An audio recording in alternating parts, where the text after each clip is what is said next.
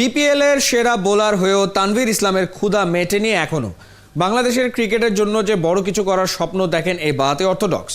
এইচপিতে লম্বা সময় পারফর্ম করলেও জাতীয় দলে ডাক পড়ছে না এখনো। সাকিবের টিপসেই নাকি নিজেকে বদলে ফল পেয়েছেন বিপিএল এ। আসরে সর্বোচ্চ উইকেট শিকারী তানভীরের ভাবনা শুনেছেন নাহিয়ান বিন জসিম। কেন মুখ বন্ধ করে আছি? কোনো উপায় নেই। আমার পাশে যিনি আছেন তার পাশে থাকলে মুখটা বন্ধ করেই রাখতে হবে, কারণ তিনি বিপিএলে বাঘা বাঘা ব্যাটসম্যানদের মুখটা বন্ধ রেখেছেন। তানভীর ইসলাম এবারের বিপিএলের হাইয়েস্ট উইকেট টেকার। এই সেলিব্রেশনের মানেটাকে একটু শুরুতেই জানতে চাচ্ছি তানভীর। এই সেলিব্রেশনের মানে তেমন কিছুই না। আমি এই সেলিব্রেশনের মুখে আঙুল মানে চুপ থাকো, আর উপরে আঙুল মানে সব কিছু আল্লাহ করে দিচ্ছে। এবারে বিপিএলে 12টা ম্যাচে 17টা উইকেট নিয়েছেন। কার উইকেটটা নিয়ে সবচেয়ে বেশি ভালো লাগা কাজ করেছে আপনার? আমার সবাই উইকেট পাইতেই একই রকম মনে হয়েছে। সাকিব ভাইয়ের উইকেট পাইলেও আমি যেরকম খুশি হই, আর একজন মনে করেন ট্যালেন্টেড ব্যাটসম্যানের উইকেট পাইলেও আমি একই রকম খুশি হই। উইকেট তো উইকেটই। সাকিব আল হাসানের কথা বলছিলেন, আপনিও বাঁহাতি অর্থোডক্স বোলিং করে থাকেন এবং একই সঙ্গে সাকিব আল হাসানও। তার কাছ থেকে কোনো পরামর্শ নেওয়া হয়েছে কিনা এবারে বিপিএলে? নিশ্চয়ই কথাবার্তা হয়। ভাইয়ের কাছে যখন আমি বললাম, ভাই আমার বোলিং তো অনেক জোরে জোরে আমি বোলিং করি, এটা কি ভালো না খারাপ, নাকি আমার আরও মনে করি অন্য কোনো কিছু ট্রাই করতে হবে? তখন সাকিব ভাই বললো যে তানভীর, এখন বর্তমান ওয়ার্ল্ড ক্রিকেটে আসতে বলের আর কোনো নেই।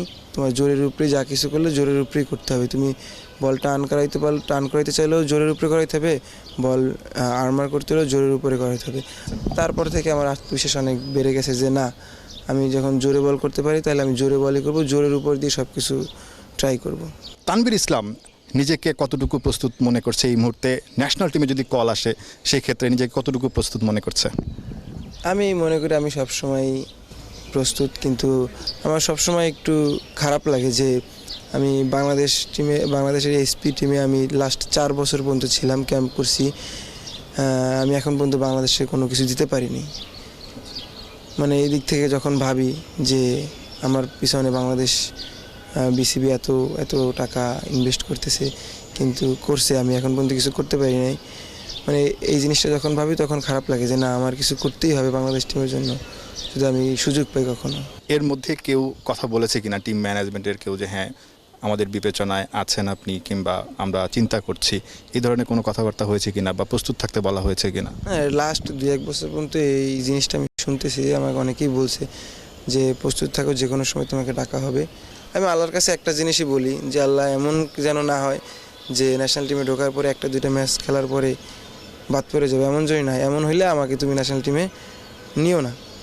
আমার দরকার নেই ন্যাশনাল টিমে খেলা। যদি আমি এমন হইতে পারি যে আমি ন্যাশনাল টিমে খেলছি এবং ধারাবাহিকভাবে 2-3 বছর 5 বছর বাংলাদেশ টিমে সার্ভিস দিতে পারবো, এরকম যদি হয় তাহলে আল্লাহ তুমি আমাকে ন্যাশনাল টিমে কল করাই, না হলে করাইও না। আর আমি তো আমার সর্বোচ্চ দিয়ে হার্ডওয়ার্ক করতেই আছি যেন ভালো কিছু করতে পারি।